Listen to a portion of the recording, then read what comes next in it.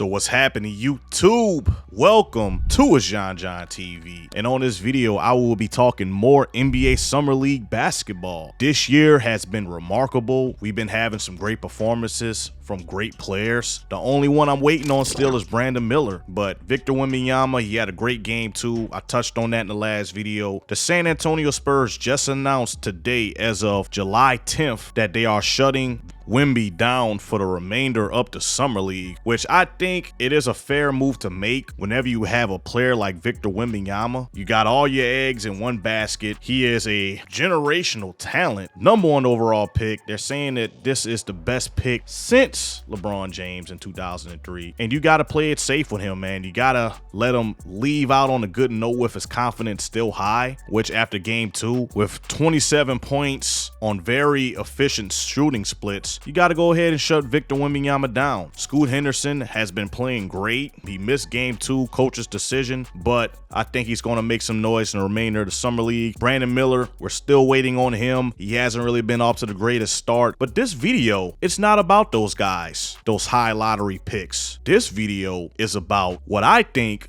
is going to be the 2023 steal of the draft, and that player is Emoni Bates. Yeah, Emoni Bates. He has a history. He was a lottery talent coming out of high school. Emoni Bates was a consensus #1 overall pick, and since removed out of high school, Emoni Bates didn't make the greatest decisions. Of course, going to Memphis wasn't the best for his playing career. Then he defaulted back and went to Eastern Michigan, which actually ended up working out for his career because he was actually able to showcase his individual skill set, which benefited him because he was still able to get drafted, which most teams didn't want to touch him. So Cleveland, man, they have came a long way since the Anthony Bennett draft pick. They have been making some great pickups. Look at their rotation. Donovan Mitchell is a superstar. You know, you have Mobley still. You have Darius Garland, which in the grand scheme, I didn't really agree with at that time, but it has shown to have paid off. Emoni Bates in the Summer League, he's been averaging 16.3 points per game in 3 games, which is not so shabby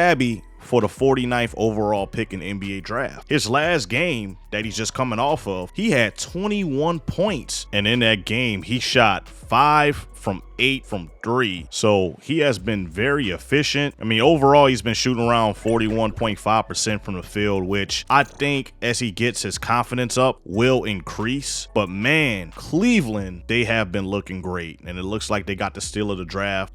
There is another player that could have been a lottery pick that fell pretty low in the draft, and that is Amari Bailey. I think Amari Bailey is going to find his own. I think Charlotte, they made a great pickup with him. I was watching Gilbert Arenas' podcast, and he made a statement saying that Charlotte got 2 lottery picks. You feel like the Hornets got one of the biggest steals in the draft and being able to get Amari in that 41 spot? I followed the kid from 8th grade. I think he scored 100 in the AAU game. He's an NBA player. High school and college mimic, AAU and NBA mimics. You have someone who was supposed to be a lottery going 41. So that means Charlotte technically got 2 lottery talent.